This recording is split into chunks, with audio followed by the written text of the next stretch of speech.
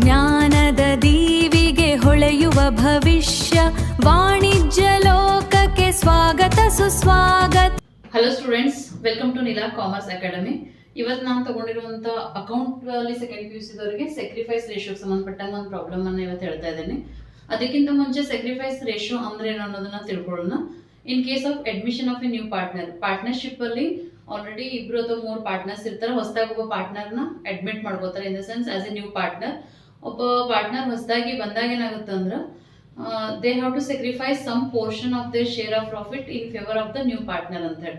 ಅಂದ್ರೆ ಇರ್ತಕ್ಕಂಥ ಪಾರ್ಟ್ನರ್ಸ್ ಹೊಸದಾಗಿ ಬರುವಂತ ಪಾರ್ಟ್ನರ್ಗೆ ಏನ್ ಮಾಡ್ಬೇಕಾಗುತ್ತೆ ಅಂದ್ರೆ ಅವ್ರ ಪ್ರಾಫಿಟ್ ಇನ್ ಭಾಗ ಏನಿರ್ತದೆ ಅದ್ರೊಳಗೆ ಸ್ವಲ್ಪ ಭಾಗವನ್ನ ಇಂತಿಷ್ಟು ಭಾಗ ಅಂತ ಹೇಳಿ ಬಿಟ್ಕೊಡ್ತಾರೆ. ಅದಕ್ಕೆ ನಾವು ಸ್ಯಾಕ್ರಿಫೈಸ್ ಅಂತ ಕರಿತೀವಿ. ಆ ಬಿಟ್ಕೊಟ್ಟಂತ ಭಾಗಕ್ಕೆ ನಾವು ಸ್ಯಾಕ್ರಿಫೈಸ್ ರೇಷಿಯೋ, ಅದ್ರ ಮಧ್ಯೆ ಇರ್ತಕ್ಕಂಥ ಪ್ರಪೋರ್ಷನ್ ಅಥವಾ ಅನುಪಾತಕ್ಕೆ ನಾವೇನಂತ ಕರಿತೀವಿ, ಸ್ಯಾಕ್ರಿಫೈಸ್ ರೇಷಿಯೋ ಅಂತ ಕರಿತೀವಿ. It's very important problem and also it's very easy ಅಂತ ಹೇಳ್ಬೋದು. ಇಲ್ಲಿ ಫಸ್ಟ್ ಪ್ರಾಬ್ಲಮ್ ಏನ್ ಕೊಟ್ಟಾರ ಅಂತ ನೋಡ್ಕೊಂಡ್ಬಿಡೋಣ. Ram and Rahim are partners sharing profits and losses in the ratio 5:3 ಅಂತ ಹೇಳಿ. ಈ ಪ್ರಾಬ್ಲಮ್ ಅಲ್ಲಿ ರಾಮ್ ಮತ್ತು ರಹೀಮ್ ಅಂತ ಹೇಳಿ ಇಬ್ರು ಪಾರ್ಟ್ನರ್ಸ್ ಇದಾರೆ. ಅವರು ಪ್ರಾಫಿಟ್ ಮತ್ತು ಲಾಸಸ್ ಅನ್ನು 5:3 ರೇಷಿಯೋ ಪ್ರಕಾರ ಹಂಚ್ಕೋತಾ ಇದ್ರು ಅಂತ ಅಂದ್ರೆ 5/8 3/8 ಅಂತ ಹೇಳಿ. They admit Robert into partnership ಅಂತ ಹೇಳಿ. ಈಗ ರಾಮ್ ಮತ್ತು ರಹೀಮ್ ಜೊತೆಗೆ ಒಬ್ಬ ರಾಬರ್ಟ್ ಅಂತಕ್ಕಂಥ ಹೊಸ partnership as a new partner ಆಗಿ ಅಡ್ಮಿಟ್ ಆಗ್ತಾ ಇದ್ದಾನೆ. The new profit sharing ratio will be 3:2:1 ಅಂತ ಹೇಳಿ. ಈಗ ಇಬ್ರು ಪಾರ್ಟ್ನರ್ಸ್ ಇದ್ದವ್ರು 3 ಜನ ಪಾರ್ಟ್ನರ್ಸ್ ಆಗಿರೋ ಅವ್ರ ನ್ಯೂ ಪ್ರಾಫಿಟ್ ಶೇರಿಂಗ್ ರೇಷಿಯೋ ಏನಂದ್ರೆ 3:2:1 ಅಂತ ಹೇಳಿ.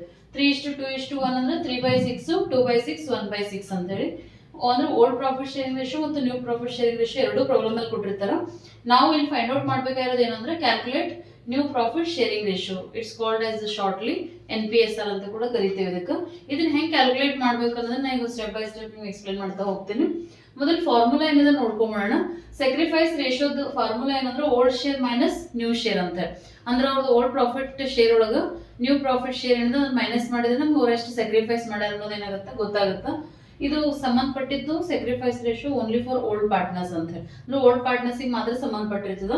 ಇಲ್ಲಿ ಓಲ್ಡ್ ಪಾರ್ಟ್ನರ್ಸ್ ರಾಮ್ ಮತ್ತು ರಹೀಮ್ ಆಗಿರೋದ್ರಿಂದ ಅವ್ರಿಬ್ರದ್ದು ಮಾತ್ರ ನಾವು ಸ್ಯಾಕ್ರಿಫೈಸ್ ರೇಷಿಯೋ ಫೈಂಡ್ ಔಟ್ ಮಾಡ್ಕೋಬೇಕು. ರಾಮನ್ ತಗೊಂಡಾಗ ಒಂದು ಓಲ್ಡ್ ಶೇರ್ ಏನಿದೆ ಅಂತಂದ್ರೆ 5/8 ಇದೆ. 5/8 ಅಂದ್ರೆ 5:3 ಅದ. 5 ಬರ್ಕೋಬೇಕು. 5 ಮತ್ತು 3 ಟೋಟಲ್ 8 ಆಗುತ್ತೆ. ಮತ್ತೆ ಅವ್ನ ನ್ಯೂ ಶೇರ್ ಏನಿದೆ ಅಂದ್ರೆ 3:2:1 ಇರೋದ್ರಿಂದ ರಾಮನ್ ನ್ಯೂ ಶೇರ್ 3/6 ಬರುತ್ತೆ. ಇಲ್ಲಿ ನಾವು ಛೇದಗಳ ಲಸ ಕಂಡುಹಿಡಿಬೇಕಾಗುತ್ತೆ.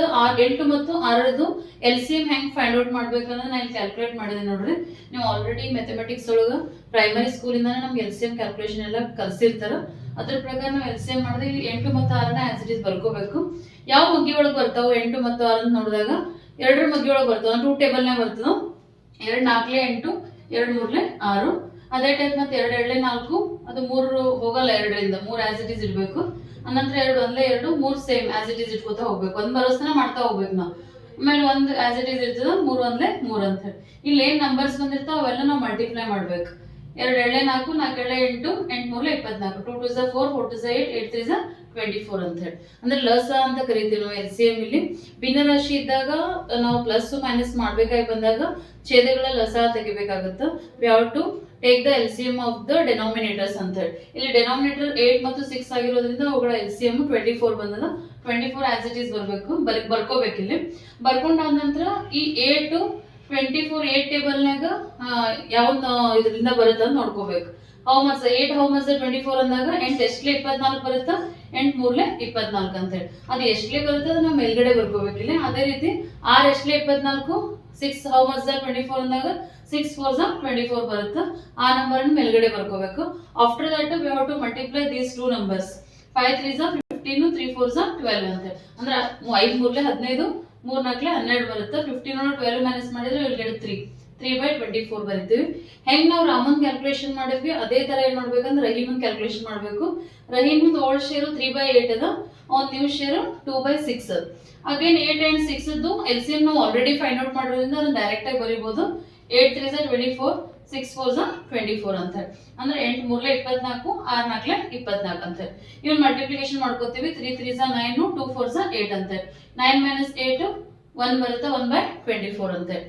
ಫೈನಲ್ ನಾವು ಕನ್ಕ್ಲೂಡ್ ಮಾಡ್ಬೇಕಿಲ್ಲ ಸ್ಯಾಕ್ರಿಫೈಸ್ ರೇಷಿಯೋ. ರಾಮ್ ಮತ್ತು ರಹೀಮನ್ ಕಂಡುಹಿಡಿಬೇಕಾಗಿರೋದ್ರಿಂದ ಅವರಿಬ್ಬರ ಹೆಸರು ಬರೆದು ಮಧ್ಯದೊಳಗೆ ರೇಷಿಯೋ ಸಿಂಬಲ್ ಅನ್ನ ಬರೀತೀವಿ. ಇದು ಪ್ರಪೋರ್ಷನ್ ಅಂತ ಕರಿತೀವಿ ನಾವು.